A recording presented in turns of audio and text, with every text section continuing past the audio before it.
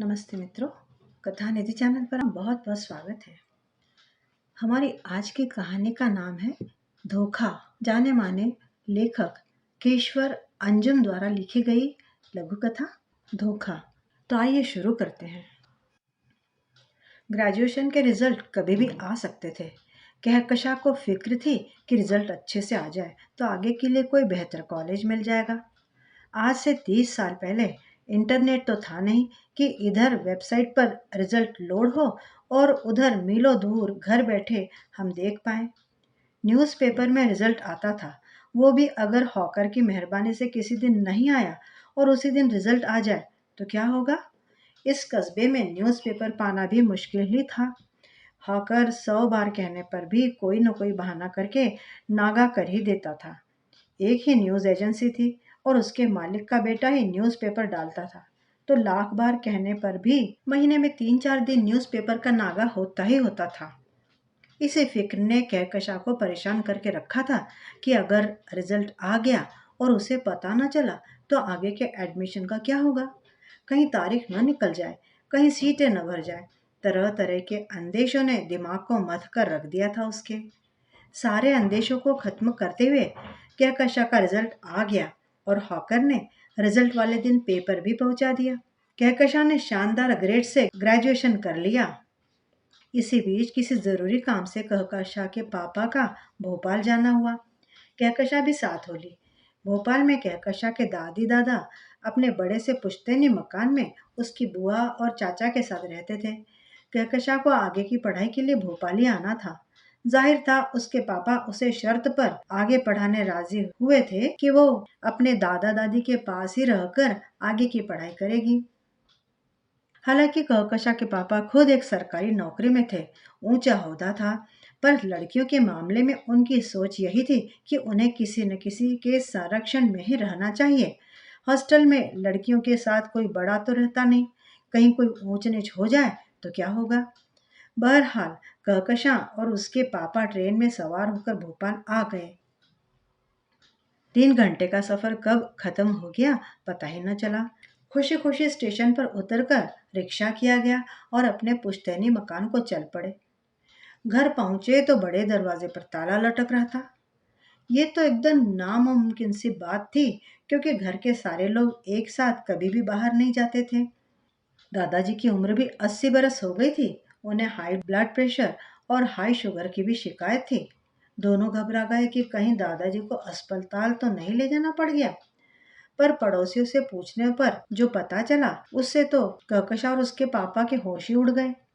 पड़ोस में रहने वाले मिश्रा जी ने बताया कि अब्दुल साहब यानी कहकशा के दादाजी ने ये मकान बेच दिया है और दूसरी जगह किराए से रहने चले गए हैं, पर कहाँ गए हैं ये उन्हें नहीं पता।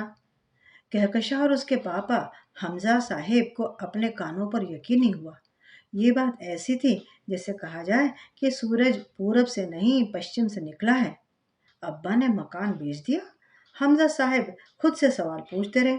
उनको अब भी यही लग रहा था कि मिश्रा जी को जरूर कोई बहुत बड़ी गलतफहमी हो गई है। अब्बा मकान बेच दे और मुझे खबर न करे, ये तो हो ही नहीं सकता।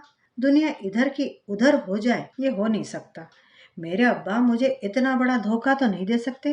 फिर अम्मा भी तो हैं, वो ऐसा कैसे होने दे सकती हैं। नहीं नहीं, नामुमकिन।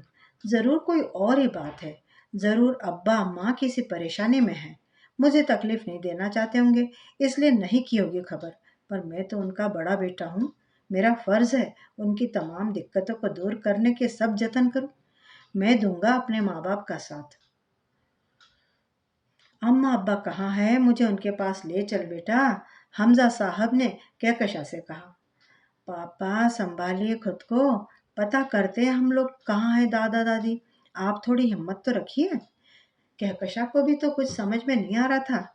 19 बरस की लड़की अपने 50 बरस के बाप को कैसे संभाले, समझ नहीं पा रही थी। हमजा साहब पसीना पसीना हो रहे थे। उनका ब्लड प्रेशर बढ़ने लगा। ये एक ऐसी खबर थी जिसको सुनकर नजरअंदाज कर दिया जाए ये तो मुमकिन ही नहीं था। कहकशा और उसका छोटा भाई बाप के बड़े अफसर होने के बाद भी छोटी छोटी चीजों के लिए तरसते हुए ही बड़े हो रहे थे। हमजा साहब खुद भी कम में गुजारा करते और अपने बीवी बच्चों को भी सब्र करवाते। उनकी बीवी एक जोड़ी कपड़े को तरसती, बच्चे हवाई चप्पल पहनते और साल के 2 जोड़ी कपड़ों पर गुजारा करते। जरूरत के मुताबिक राशन ला देने, थोड़ा सा सब्जी और इमरजेंसी के लिए रुपया रखने के बाद उनकी सारी तनख्वाह उनके अब्बा अम्मा की नजर कर दी जाती थी। उनकी बीवी भी अल्लाह मियाँ की गाय थी, मुंह में जबान ही नहीं थी। तकलीफें सहती पर उफ नहीं करती। हैसियत होने के बावजूद पूरा परिवार गरीबी ओढ़े हुए था। हाँ, पर उनके अब्बा के परिवार को कोई तकलीफ नहीं थी। उनकी पेंशन भी आती थी, थोड़ा अनाज भी खेतों से आ जाता था और हमजा साहब की 70% तनख्वाह भी मिल जाती थी। हमजा साहब अपने बच्चों की ज़रूरतें पूरा करने से पहले अपने अब्बा के बच्चों की ज़रूरतों का ख्याल रखते थे। उनके अब्बा अब्दुल अपने ज़माने के रईस आदमी थे, पर शाह खर्ची और ढेर सारे बच्चों ने दौलत को दीमक की तरह चाट दिया था। हमजा साहब के सबसे छोटे भाई उनसे 20 बरस छोटे थे। हमजा साहब कुल 6 भाई और 2 बहनें थीं। जब से नौकरी में लगे, अपने सारे शौक और ज़रूरतें दरकिनार कर अपने अब्बा के हाथों में पूरी तनख्वाह रख देते। माँ बाप ने अपनी पसंद की लड़की से उनका निकाह करा दिया। बीवी आई तो उनके परिवार को एक बिन दाम और बिन जुबान की मजदूर मिल गई। अपनी शादी के 7 साल बाद तक हमजा साहब ने अपना परिवार नहीं बढ़ाया, अपने पिता की जिम्मेदारियों को पूरा करने में लगे रहे। अपने से छोटे 3 भाइयों को पढ़ाया, नौकरी लगवाई, उनकी शादियां करवाई। एक बहन की और शादी की। सबसे छोटी बहन और 2 छोटे भाई भी पढ़ाई पूरी करके अब नौकरी करने लग गए थे। जब सारे भाई और एक बहन नौकरी करने लगी, तब तक हमजा साहब को नौकरी करते 27 साल हो गए थे। नौकरी के 27 साल पूरे होने के बाद हमजा साहब ने एक फैसला किया। शादी के 7 साल बाद एक बेटी और 14 साल बाद हमजा साहब के घर एक बेटे का जन्म हुआ। अपने बच्चों के होने से वो खुश तो बहुत थे, पर इस खुशी की सीमा वहीं तक थी जहां तक उनके भाई बहनों के खर्चों में कोई कटौती न हो। उनके अब्बा और अम्मा के हुक्म के आगे उन्हें अपनी बीवी बच्चों की ज़रूरतों का कतई ध्यान नहीं रहता था। बड़ी होती बेटी कहकशां बहुत होशियार थी। वो चाहती थी कि उसे 1 साल के लिए फिजिक्स की कोचिंग करा दी जाए, ताकि वो अच्छे नंबरों से पीएमटी पास करके किसी अच्छे मेडिकल कॉलेज में पढ़ सके। पर 1 साल कोचिंग में जितना रुपया लगता, उसमें तो दोनों छोटे भाइयों और बहन के लिए कपड़े आ जाते और दीगर ज़रूरत का सामान आ जाता। भला हमजा साहब अपनी बेटी के कैरियर को ज़्यादा तवज्जो कैसे दे सकते थे, जब उसकी वजह से अब्बा को दिए जाने वाले पैसों में कटौती की गुंजाइश थी। बेचारी कहकशा बीएससी करने को ही मजबूर हो गई। अपने ख्वाब को भूलना पड़ा हमजा साहब की बेटी को, क्योंकि एक अच्छी सर्विस होने के बावजूद उसके पापा के पास अपने बच्चों के लिए खर्च करने का हौसला नहीं था। अगर कभी भूल से घर में कुछ अच्छा पक जाए, तो हमजा साहब को यूं लगता जैसे उन्होंने अपने भाई बहन के मुंह से निवाला छीनकर अपने बच्चों के मुंह में डाल दिया है। कहकशां का छोटा भाई, उस बेचारे का तो और भी बुरा हाल था। उसे नगर पालिका के स्कूल में भर्ती कर दिया गया, जबकि अब उस कस्बे में अच्छी स्कूल खुल गई थी। इसी तरह महरूमी में जीते हुए हमजा साहब को 27 साल हो गए। अब जब हर तरह से भाई बहनों का फर्ज पूरा हो गया, तो हमजा साहब को थोड़ा होश आया और सिर्फ अपने ऊपर आश्रित अपने बीवी बच्चों के बारे में थोड़ी फिक्र करी। बड़े होते बच्चे और बीवी की गिरती सेहत ने भी कुछ असर किया कि उन्होंने तय किया कि अब वो अपने अब्बा को हर महीने अपनी तनख्वाह का बड़ा हिस्सा नहीं देंगे। हाँ, ज़रूरत होगी तो मदद ज़रूर करेंगे। अपने अम्मा अब्बा को उन्होंने अपने फैसले से आगाह कर दिया। अब तक उनके सारे भाई और एक बहन अपने पैरों पर खड़े हो चुके थे। एक बहन की शादी हो गई थी, 3 भाइयों की दुल्हनें आ गई थी। सभी सुखी थे।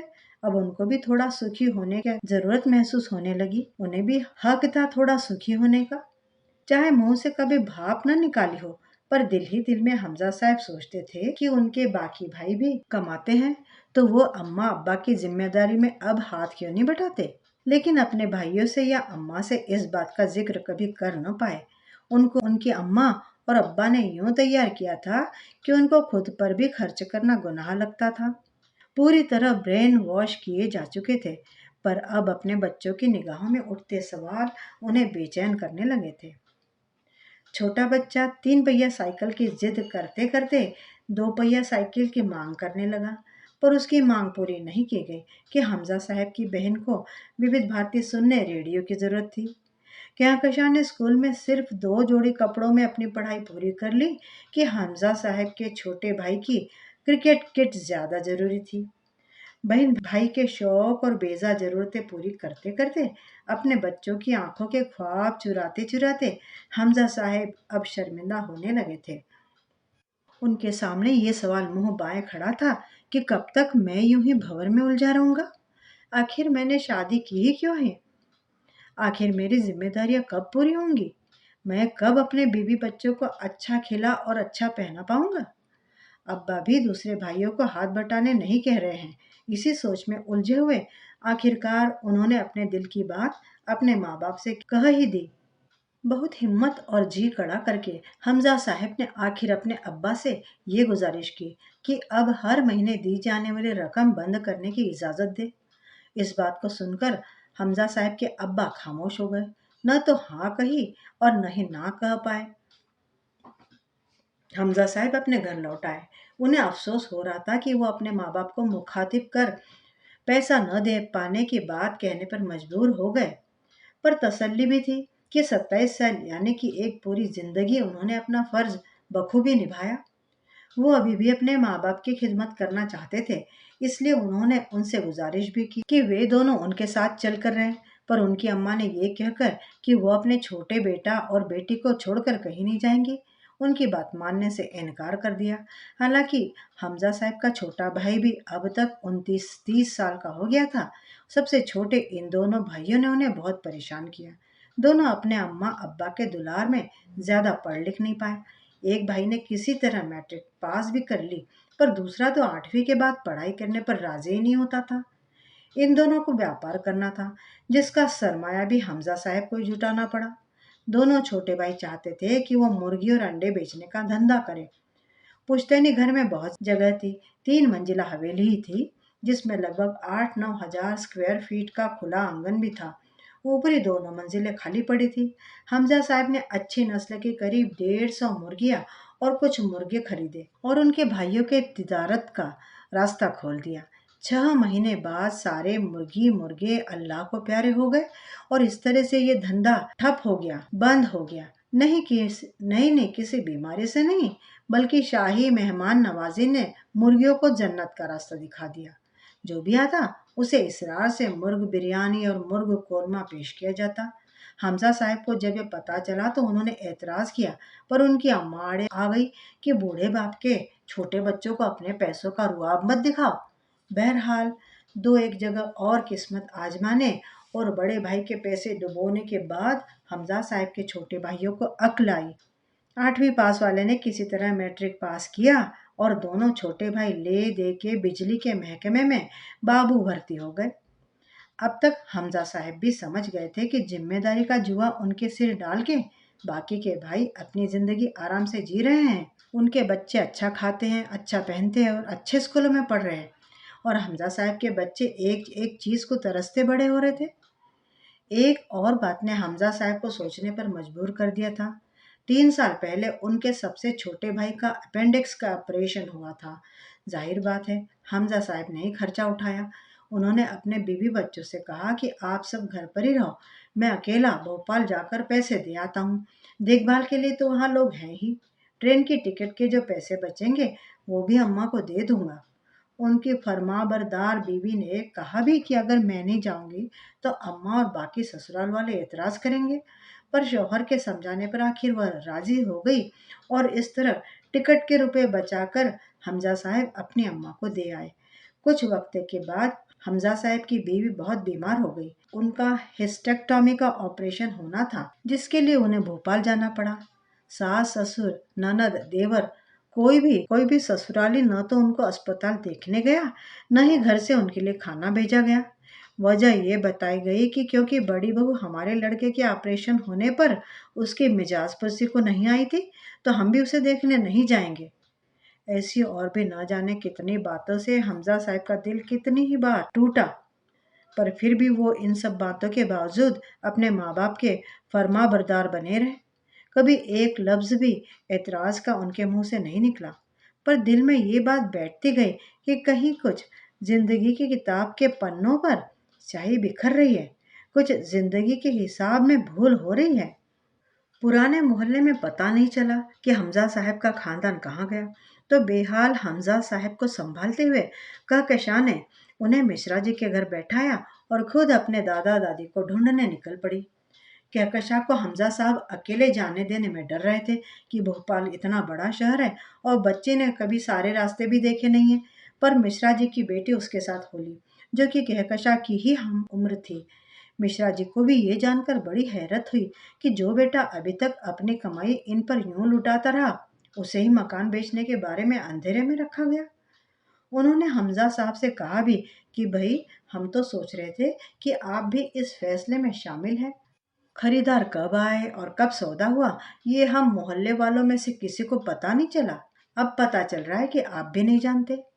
आपके अब्बा को ऐसा नहीं करना चाहिए था। नहीं नहीं मिश्रा भाई, मेरे माँ बाप ऐसा नहीं कर सकते। जरूर कोई और बात है। मकान की तीसरी मंजिल क्योंकि खपरेल वाली है, हर साल उसे मैं ही बारिश के पहले ठीक करवाता हूँ, क्योंकि बंदर खपरेल तोड़ जो देते हैं। तो हो सकता है इस बार छोटे भाई ये काम करवा रहे हो सकता है खपरेल के साथ रंग रोगन और दूसरी मरम्मत का भी काम करवा रहे हो। अम्मा अब्बा परेशान न हो, इस वजह से कुछ दिन के लिए मकान खाली कर गए हो। मिश्रा जी ने कहा, हाँ भैया, भगवान करे यही बात हो। हालांकि वो जानते थे हकीकत क्या है, पर हमजा साहब की बिगड़ती तबीयत देखकर वे खामोश ही रहे। इधर कहकशां ने आसपास के पान ठेलों, किराना दुकानों, धोबी सारी जगह दरियाफ्त कर लिया, जहां से कुछ पता लगने की उम्मीद थी, पर कहीं कुछ पता न चल पाया। किसी को उनका नया ठिकाना मालूम ही नहीं था। कहाँ तो आंखों में हजारों ख्वाब लिए वो आगे की पढ़ाई के लिए कॉलेज ढूंढने आई थी, और कहाँ अपने दादा दादी को खोजती फिर रही थी। अपने पापा की फिक्र भी उसे सता रही थी कि अभी तक की अपनी जिंदगी में उसने अपने बाप को यूं बेहाल होते नहीं देखा था। जब कुछ भी पता न कर पाए तो दोनों लड़कियों ने सोचा कि बुआ के दफ्तर चलते हैं। अब वहां जाने से ही कुछ मालूम होगा। जिस जगह पर उनका पुश्तैनी घर था, वहां से उनकी बुआ का ऑफिस करीब 15 किलोमीटर दूर मंडी दीप इंडस्ट्रियल एरिया में था। मिश्रा जी के घर जाकर अपने पापा को खबर देकर कहकशा मिश्रा जी की लड़की के साथ बुआ के दफ्तर को निकली। बुआ का दफ्तर ढूंढने में जो मुश्किलें आई वो तो आई ही, पर बहरहाल दफ्तर ढूंढ ही लिया गया। पर एक नई मुश्किल पेश आई कि बुआ जी तो उस दिन छुट्टी पर थी। अब क्या? अब तो कहकशा को भी रोना आ गया। दोनों चाचाओं के दफ्तर जाने का तो सवाल ही पैदा नहीं होता था कि वो तो भोपाल से दूर होशंगाबाद में थे। अब क्या करे? कहकशा थोड़ी परेशान हो गई। पापा को जाके क्या बोलूं? उनको वैसे ही इतना बड़ा सदमा लगा है। अब अगर दादा दादी का पता न मिले तो पापा को और तकलीफ हो सकती है। मिश्रा जी की बेटी ने कहकशा से कहा, चलो बुआ के दफ्तर से उनका पता पूछते हैं। हो सकता है कि वहां के किसी रिकॉर्ड में नया पता दर्ज हो। दोनों लड़कियां फिर से बुआ के दफ्तर के अंदर गई। अब यह आखिरी उम्मीद थी। शाम भी हो रही थी। अब अगर कुछ भी पता न चला तो आज के दिन कोई उम्मीद बाकी न रहती। सीधे ऑफिस सुपरिटेंडेंट के टेबल पर जाकर कहकशां ने अपनी परेशानी बताई। यहाँ कहकशां ने इतनी समझदारी दिखाई कि ये नहीं कहा कि मैं अपनी सगी बुआ का पता ढूंढ रही हूँ, बल्कि कहा कि हम उनके दूर के रिश्तेदार हैं, बहुत दिनों बाद भोपाल आए हैं। हमें पता नहीं था कि उन्होंने घर बदल लिया है, शायद पुराने घर की मरम्मत हो रही है इसीलिए। तो बराए मेहरबानी हमें उनका नया पता बता दे प्लीज। इतनी शदीद उलझन और परेशानी में भी कहकशां ने समझदारी से काम लिया और अपने घरेलू मामलात को गैरों के सामने जाहिर नहीं किया कि इससे बुआ के दफ्तर में उनकी रेपुटेशन को आंच आ सकती थी। अफसोस दर अफसोस, यहाँ भी ना उम्मीद ही होना पड़ा। कहकशां की बुआ के ऑफिस रिकॉर्ड में पुराने घर का ही पता था। एक पल को कहकशां को लगा कि कहीं सच में सिर्फ मरम्मत और रंग रोगन के लिए तो घर नहीं छोड़ा गया है। पर जो भी हो, अभी तो नए घर का पता चाहिए ही चाहिए था किसी भी तरह। सब तरफ से निराश होकर कहकशा اور مشرا جی کی بیٹی وہاں سے جانے لگی۔ دروازے کے باہر چوکیدار نے انہیں روکا اور ایک بزرگ انسان سے ملایا۔ ان بزرگوار کو شاید کہکشاں کی بوا کے بارے میں کوئی جانکاری تھی۔ کہکشاں نے انہیں بھی یہی بتایا کہ میں اپنے رشتے کی بوا کا گھر ڈھونڈ رہی ہوں تاکہ بوا کا نام خراب نہ ہو۔ کون ہو، کہاں سے آئے ہو جیسے کئی سوال پوچھنے کے بعد انہوں نے بتایا کہ میں اکثر اس دفتر میں اپنے کام سے آتا رہتا ہوں۔ یہی تمہاری بوا سے پہچان ہوئی، وہ مجھے ماما کہتی ہے۔ انہیں کچھ دنوں کے لیے مکان چاہیے تھا رہنے کو، کہہ رہی تھی کہ ان کا مکان بن رہا ہے، تب تک کے لیے کرائے کا گھر چاہیے۔ میرے گھر کا ایک حصہ خالی تھا تو میں نے وہ دے دیا۔ ابھی کچھ ہی دن ہوئے ہیں انہیں ہمارے مکان میں آئے۔ کہکشاں خوش ہو گئی کہ شاید گھر بکا نہیں ہے، مرمت کے لیے ہی خالی کیا گیا ہے۔ شکر ہے اللہ کا، ہم کیا کیا سوچ بیٹھے۔ کہکشاں نے ان بزرگوار کا شکر ادا کیا، ان سے بوا کا پتہ معلوم کیا اور اپنے پاپا کے پاس جانے کے ارادے سے قدم بڑھائے۔ مشرا جی کی بیٹی نے سمجھداری دکھاتے ہوئے کہکشاں کو روکا اور اپنے گھر فون لگانے ایس ٹی ڈی بوتھ پر چلنے کو کہا۔ فون پر اپنے پتا جی کو سارا حل سمجھانے کے بعد دیے ہوئے پتے پر حمزہ انکل کو ساتھ لے کر آنے کے لیے کہہ دیا۔ 1 گھنٹے کے بعد مشرا جی حمزہ صاحب کے ساتھ ان کی بہن کے دفتر آ پہنچے۔ مشرا جی نے حمزہ صاحب سے کہا کہ آپ کا گھریلو معاملہ ہے، اچت ہوگا کہ ہم وہاں نہ جائیں۔ حمزہ صاحب نے ان کا شکر ادا کیا۔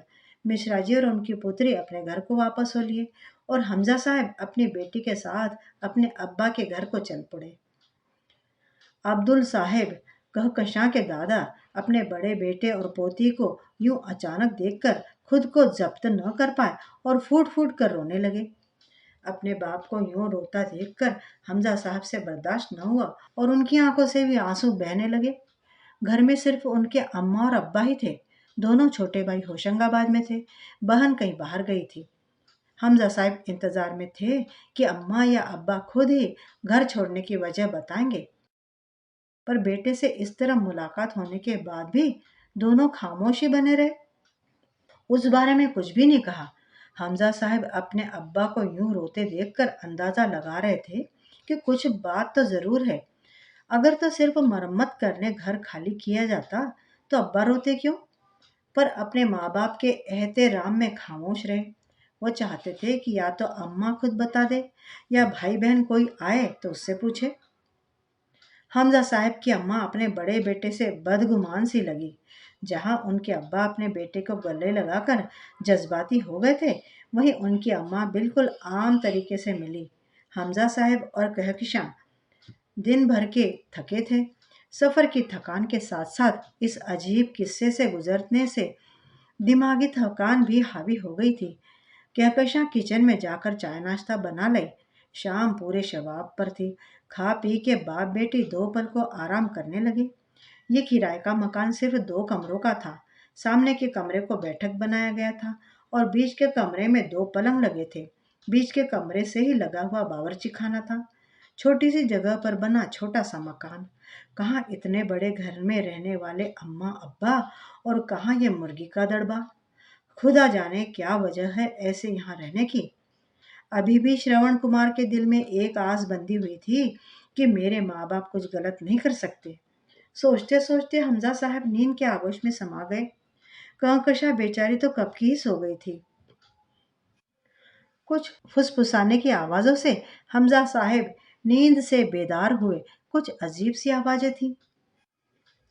دن بھر کے ذہنی تناؤ سے بدن بھی درد سے ٹوٹ رہا تھا۔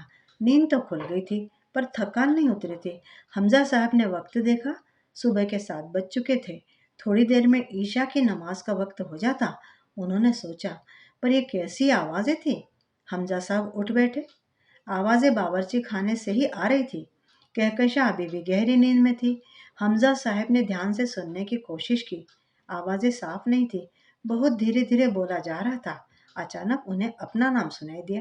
حمزہ کو کیا کہیں؟ یہ آواز ان کی اماں کی تھی۔ اس کے جواب میں کچھ کہا تو گیا، پر کیا یہ سمجھ نہیں آیا۔ کمرے میں اندھیرا تھا۔ حمزہ صاحب بستر پر لیٹے رہے۔ وہ یہ سمجھ رہے تھے کہ بات کچھ ان کے متعلق ہی ہو رہی ہے، پر کیا ہو رہی ہے؟ सन 1985 में एरियर्स और जीपीएफ से पार्ट फाइनल मिलाकर हमजा साहब को कुल 65,000 रुपये मिले। उस वक्त उनकी आंख में मोतियाबिंद उतर चुका था। पूरी तरह पकने के बाद ऑपरेशन होना था। बैंक के सारे जरूरी कामों के दौरान 10 साल कहकशा ने अपने पापा की लाठी बनकर उनका साथ दिया था। पूरे रुपयों को बैंक में बचत खाते और फिक्स डिपॉजिट में डलवा दिया गया। इस वक्त भोपाल के आउटर इलाके में नई कॉलोनियां बन रही थी, जहां 20,000 में भी अच्छे साइज का प्लॉट मिल रहा था। जिंदगी में पहली बार हमजा साहब की बीवी ने उनसे जिद की कि एक प्लॉट तो ले ही लीजिए, बच्चों के काम आएगा। हालांकि उस वक्त इतने रुपयों में एक क्या 3 प्लॉट आ जाते। सख्ती से बीवी को मना कर दिया कि हमारी इतनी बड़ी पुश्तैनी जायदाद के होते हमें क्या जरूरत इधर उधर जमीन खरीदने की। रिटायरमेंट के बाद सब भाई अपना अपना मकान बनवा लेंगे तो भी बहुत जगह बच जाएगी। इतना बड़ा है हमारा मकान और उससे जुड़ी जमीन। 3 सालों के अंदर सारे रुपयों का कूड़ा हो गया। दोनों छोटे भाइयों की शादी और तीसरी मंजिल की मरम्मत कराने में, नल लगवाने में, पूरे घर में नए सिरे से बिजली के तार बिछवाने में, उन 3 सालों में उस जमीन की कीमत 5 गुना बढ़ गई जो उनकी बीवी खरीदना चाहती थी। इधर मोतियाबिंद भी पक गया था। ऑपरेशन करना जरूरी हो गया, पर पास में धेला नहीं था। किसी भाई ने मदद नहीं की। आखिर सरकारी अस्पताल में ऑपरेशन कराया गया और इंट्रा ऑक्यूलर लेंस की जगह मोटी कांच का चश्मा पहनना पड़ा, क्योंकि लेंस लगाने रुपए लगते और वही तो हमजा साहब के पास होते हुए भी नहीं थे। इतने बड़े मकान के रहवासी आज 10 बाई 10 के 2 कमरों में किराए से रह रहे हैं और पुश्तैनी घर को ताला लगाए हैं। कोई मुंह से भाप निकालने को राजी नहीं। क्या माजरा है या इलाही। खैर, दिल ही दिल में खैर मनाते हमजा साहेब ये अब अच्छी तरह समझ रहे थे कि और जो कुछ भी हो, खैर तो हरगिज नहीं है। 8 बजे तक हमजा साहब पलंग पर यूं ही पड़े रहे। कहकशां भी इस बीच उड़ गई। आखिर वो वक्त आ ही गया जिसका डर हमजा साहब के दिल में था। उनके सारे सवालों के जवाब उन्हें मिलने वाले थे। एक गजेटेड ऑफिसर जिसकी छोटी सी फैमिली हो, 29-30 साल की नौकरी में कुछ नहीं तो एक छोटा सा टुकड़ा जमीन का तो जरूर खरीद ही सकता है। पर हमजा साहब को इसकी कोई जरूरत महसूस नहीं हुई थी। सारी जिंदगी उन्होंने इसी मुगालते में बिता दी कि हमारा तो इतना बड़ा पुश्तैनी घर है, हमें जमीन खरीदने की क्या जरूरत। इसी खुश फहमी कहे या गलत फहमी, पर इसी किसी फहमी में गुम होकर कोई बचत करनी भी जरूरी नहीं समझी। अपनी सारी कमाई इसी आस में लुटाते रहे कि रहने को पुश्तैनी जमीन और बच्चों के लिए विरसे में मिलने वाले खेत तो हैं ही, मुझे हाय हाय करने की क्या जरूरत। पर इस ख्वाब की हकीकत से पर्दा उठने वाला था। अब बावर्ची खाने से आने वाली आवाजें खामोश हो गई। कुछ ही पलों में कहकशां की दादी, बुआ, एक बड़े और एक सबसे छोटे चाचा हमजा साहब के कमरे में दाखिल हुए। सारे सवालों के जवाब कुछ इंसानों की शक्ल के रूप में सामने खड़े थे। आज अपने छोटे भाई बहन और माँ हमजा साहब को बेगाने से लग रहे थे। हमजा, आवाज आई जो कि हमजा साहब की अम्मा की थी। वो उन्हें पुकार रही थी। हमजा साहब उठ बैठे। जिस आवाज को सुनकर हमेशा उनकी रूह ताजा हो जाती थी, आज उसी आवाज को सुनकर हमजा को यूं लग रहा था कि कोई रूह पर कोड़े बरसा रहा है। सगी माँ के लहजे से अजनबियत झलक रही थी। दिलो जान से खुद को तैयार कर लिया किसी भी इंकिशाफ को सुनने के लिए। बस अब उनकी आवाजें थीं और हमजा साहब के कान थे। कहकशा भी उठ बैठी। आज सुबह से इतनी सारी अजीब बातें एक साथ हुई कि अपने हेड ऑफिस जाने का हमजा साहब को वक्त ही नहीं मिल पाया। कहाँ तो कहकशां के एडमिशन और अपने ऑफिस का काम साथ साथ निपटा लेंगे, ये सोच कर आए थे, और कहाँ किस्मत ने उनके अरमानों को ही निपटा दिया लगता है। अब जो भी बात हो, सुनकर ही कुछ सोच पाएंगे। जी अम्मा, हमजा साहब ने जवाब दिया। उस छोटे से कमरे में 5-6 लोगों के खड़े रहने से भीड़ सी लगने लगी। हमजा साहब अपनी जिम्मेदारियों के बोझ तले इतने दबे हुए थे कि किसी भी बात के खिलाफ बोलने की उनकी हिम्मत ही नहीं होती थी। जिम्मेदारियों ने उनकी सारी शख्सियत को ढांक रखा था। अपनी कोई राय नहीं थी। जो माँ बाप कहे सर झुका के मान लेते थे। कहने को वो माँ बाप और छोटे भाई बहन का सहारा बने हुए थे अभी तक, पर सिर्फ रुपए देने के मामले में। हकीकत में वो खुद किसी भी बड़े फैसले के लिए अपने माँ बाप के ही मोहताज थे। उनकी शख्सियत ने न कहना अभी तक भी नहीं सीखा था। हर महीने रुपए देने से मना करने में उन्हें जमाने भर का जोर लगाना पड़ा था, और इस बात ने उनको बुरी तरह हिलाकर भी रख दिया था। जब उनके सहारे ही उनके मुकाबले पर खड़े हैं, तो हमजा साहब का पूरा बदन गर्म हो उठा। बेहद तीखे जहनी दबाव ने उनका ब्लड प्रेशर बढ़ा दिया। पसीना पसीना होकर उन्होंने एक गिलास पानी मांगा। कहकशाने बाप की हालत देखते हुए दादी से इल्तिजा की कि अभी कुछ न कहे। न माँ को, न भाइयों को और न बहन को कोई फर्क पड़ा हमजा साहब की बिगड़ती तबीयत से। बड़े आराम से वो कहकशां को देखते रहे, जो अपने बाप को सहारा देकर पानी पिला रही थी।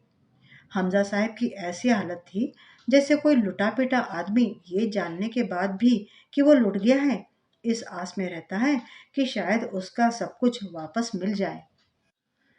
15 मिनट बाद जैसे ही हमजा साहब की तबीयत कुछ बहाल हुई, उनकी अम्मा ने साफ साफ शब्दों में ये कह के बम फोड़ दिया, हमजा, हमने घर बेच दिया।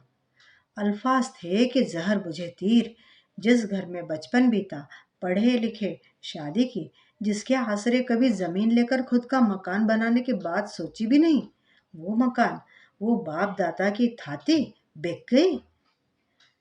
जिस जगह पर एक कमरा बनाकर बुढ़ापा बसर करने की ख्वाहिश थी, वो जमीन पराई हो गई। क्यों? ऐसी क्या मजबूरी आन पड़ी?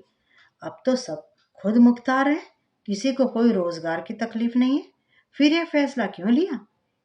हमजा, खेत भी बिक गए हैं। उनकी अम्मा ने उनके संभलने से पहले ही अगला वार कर दिया उन पर। जिन भाइयों और बहन को अपने हिस्से के निवाले खिलाए, यहाँ तक कि अपने बच्चों के हिस्से का सुख भी उन्हें दे दिया, उन्होंने ही उनकी औलादों का हक लूट लिया। जिस माँ की एक आवाज पे दुनिया लुटाने को राजी रहे, यहाँ तक कि उसकी मर्जी के आगे अपनी बीवी की सेहत और खुशी की भी कोई परवाह न की, उसने ही उनके बुढ़ापे की लाठी तोड़ दी। जिस बाप के परिवार के साहिबान की खातिर अपने बच्चों के सर की छत की कोई परवाह न की, आज वो माँ बाप, भाई बहन मुझसे मेरा सरमाया ही छीन ले गए, बिना किसी झिझक के। क्यों? क्यों? क्यों? हमजा साहब लुढ़क गए। जबरदस्त तरीके से उन्हें दिल का दौरा पड़ गया था। पापा! कहकशा चीखी। भाइयों में अभी इतनी गैरत बची थी कि बड़े भाई को अस्पताल ले गए। गहरे सदमे ने हमजा साहब को बेजान सा कर दिया। खबर मिलते ही कहकशा की अम्मी और भाई भी आ गया। यहाँ के हालात देखकर वो भी सदमे में आ गए थे। हमजा साहब के अब्बा ने बीवी और छोटे बेटे बेटी के दबाव में बिक्री नामे में दस्तखत तो कर दिए थे, पर 80 बरस से ज्यादा उम्र के इस इंसान के दिल में ये बात गहरा घाव दे गई थी।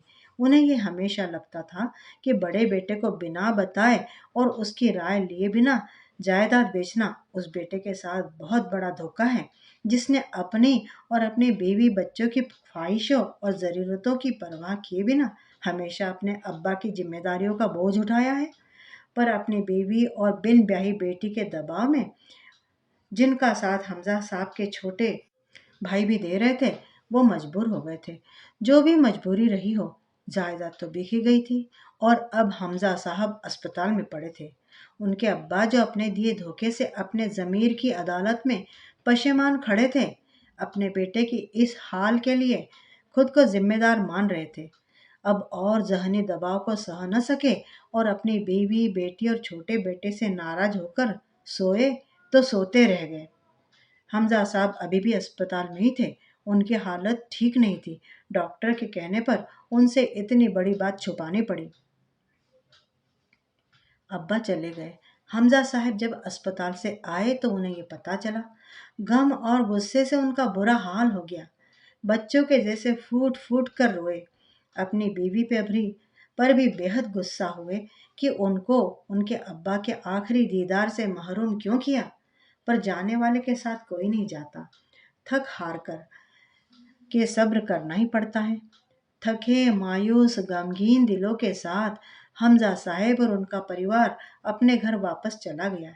इस माहौल में जमीन जायदाद की बात करना नामुमकिन था। उनके जैसे انسان کے لیے۔ جب اپنے ہی دھوکہ دے تو انسان کس سے فریاد کرے؟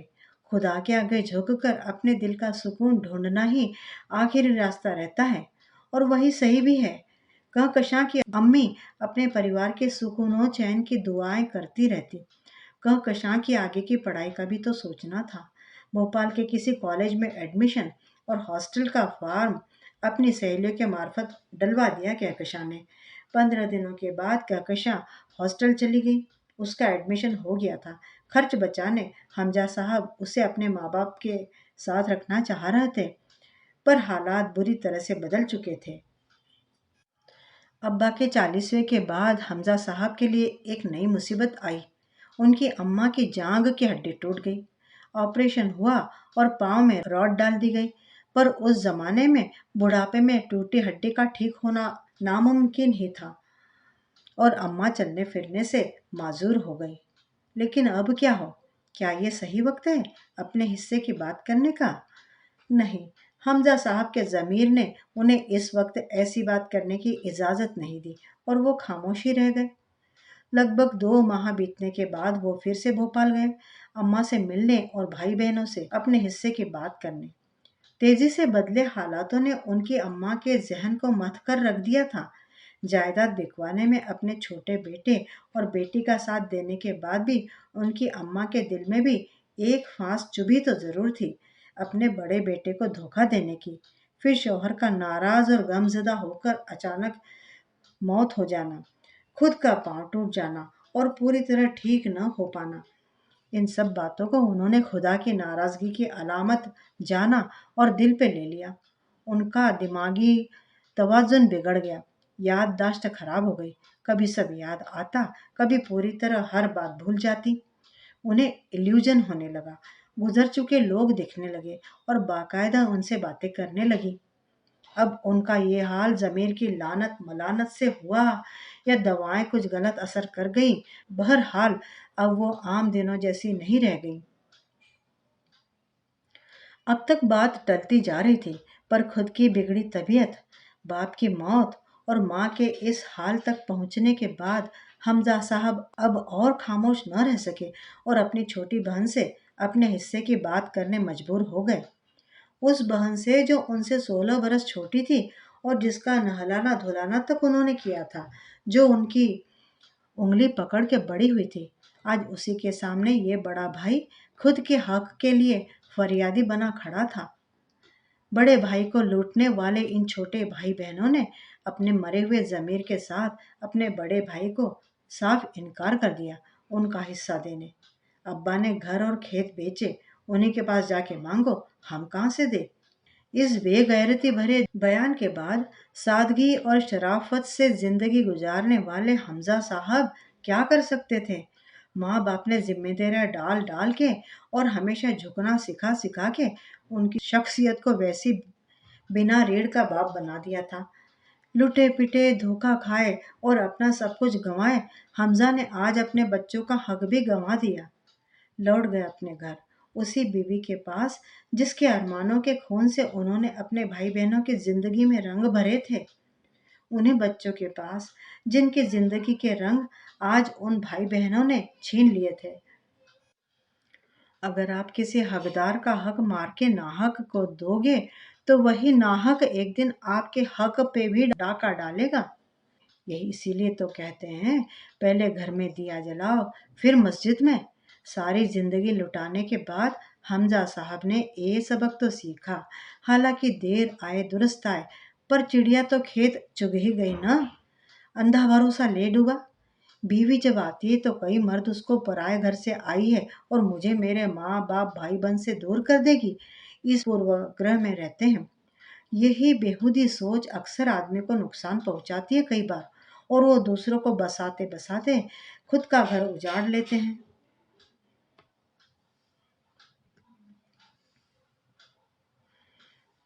متروں، امید کرتی ہوں کہ یہ سنویدنشیل کہانی، ہردے کو جھکجھورنے والی کہانی آپ کو پسند آئی ہوگی۔ کمنٹ کر کے بتائیے گا ضرور، اور چینل پہ نئے ہوں تو چینل کو سبسکرائب بھی ضرور کر لیجئے گا۔ ملتی ہوں دوبارہ بڑھیا سی کہانی کے ساتھ۔ तब तक विदा। आपका दिन शुभ हो।